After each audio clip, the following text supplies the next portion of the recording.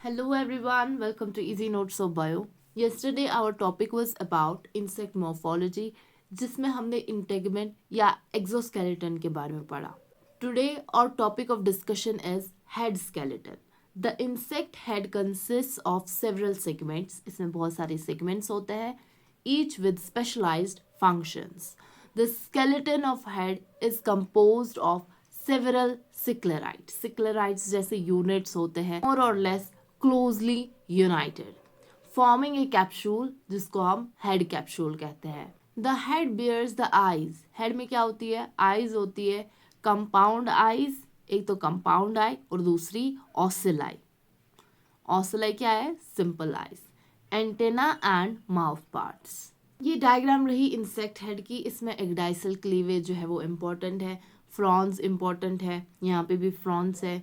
ये side view है और ये फ्रंटल व्यू है, और जीना है, क्लाइपस है, लेब्रियम है. ठीक है, तो ये इम्पोर्टेंट कुछ पार्ट्स है हेड स्केलेटन के जिसके बारे में हम आगे डिस्कस करेंगे. On the dorsal surface of the head of insect an ecdysal cleavage line or epicranial suture can be seen like an inverted Y, as you can see here.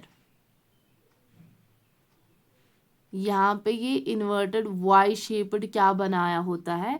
एक्डाइसल cleavage. Y को लटका के क्या है? एक्डाइसल cleavage line बनती है, उसको हम कहते हैं एक्डाइसल क्लीवेज लाइन. ठीक है, उसके बाद आता है Fronx. Fronx is the facial part of the insect. ठीक है, सो फ्रॉन्स क्या है? Fronx is the facial part of insect head located between the arms of ecdysal cleavage.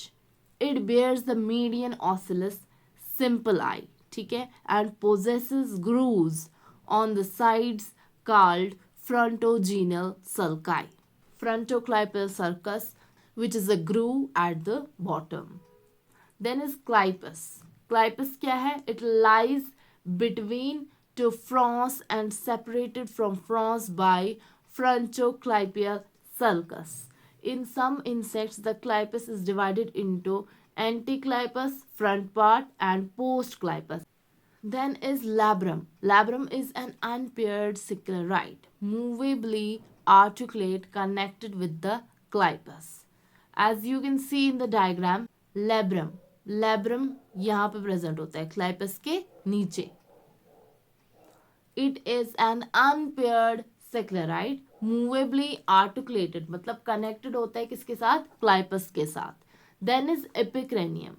एपिक्रैनियम क्या होता है? ये अपर रीजन ऑफ हेड होता है. Okay, upper region of head and divided into two epicranial plates. The part of the epicranium just above the frons. ये कहाँ पे present होता है? फ्रॉन्स के अबोव प्रेजेंट होता है. The part of the epicranium just above the frons and compound eyes is called vertex. उसको हम क्या कहते हैं? उसको हम वर्टेक्स कहते हैं. Hinder part of एपिक्रैनियम is occiput. जो पीछे से है उसको हम क्या बोलते हैं? ऑसिपुट.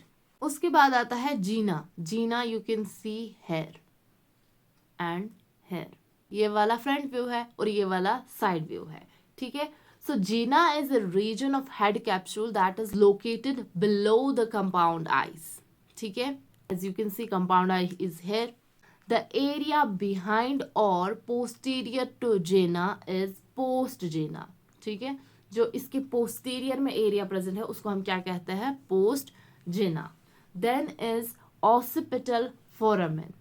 ऑसिपिटल फोरामेन क्या है? ये पोस्टीरियर ओपनिंग है क्रैनियम की. ठीक है, और head capsule serves as a passageway for the gut, trachea and other structures into the thorax. Based on mouth parts हम हेड को कैसे डिवाइड करते हैं? हाइपोग्नाथस, प्रोग्नाथस एंड ओपिस्थोग्नाथस. हाइपोग्नाथस मतलब हेड जो है वो ऐसे प्रेजेंट है. सी, ये इंसेक्ट की बॉडी रही. ओके, हेड इसका डाउनवर्ड पोजीशन में है इंसेक्ट का, उसको हम हाइपोग्नाथस कहते हैं. The head is at right angle to the long axis of insect body. मतलब हाइपो का मतलब क्या होता है? ब्लो. ग्नाथस का मतलब होता है जॉ. ठीक है, and mouth parts are ventral, mouth parts ventrally located है and projected downwards. Example cockroach. Then is prognathous. Pro का मतलब होता है इन फ्रंट, आगे होता है उसका हेड इंसेक्ट का. The head remains in the same axis and mouth parts are projected forward. Example beetles. It's seen in beetles. Then is Opisthognathes. इसमें क्या आता है, head and mouth parts are directed backwards. यहाँ पे slightly backward है ना इसका head, ठीक है, ये रही इंसेक्ट की बॉडी, ये इसका हेड थोड़ा बहुत backwards जा रहा है, इसको हम ओपिस्थोग्नाथस कहते हैं. ओपिस्थो मीन्स बिहाइंड, ठीक है. It is seen in bugs. अब हम टेंटोरम की बात करते हैं. Tentorium is the endoskeleton of the insect head. In most insects, the tentorum contains a pair of anterior arms and a pair of posterior arms. ठीक है. Each arm represents a single apophysis or outgrowth. In some insects, there are also pair of dorsal arms. ठीक है, dorsal arms ही होती है कुछ में. Externally, each apophysis is visible as tentoral pit. ये हम endoskeleton की बात कर रहे हैं. Functions क्या है अब इसकी? Give space for muscle attachment. Tentorium की function. It gives space for muscle attachment. It gives rigidity to the head. Tentorum क्या देता है? Rigidity. इसको rough बनाता है, even strong भी बनाता है. Give support to the brain. ये support देता है brain को. देखो जो ह्यूमंस होते हैं उनमें क्या होता है, उनमें बोन्स होता है, बोनी जो हेड होता है उधर स्कल होता है, ठीक है, वो उसको प्रोटेक्ट करता है. अब इंसेक्ट्स में क्या होता है, इनको टेंटोरम होता है.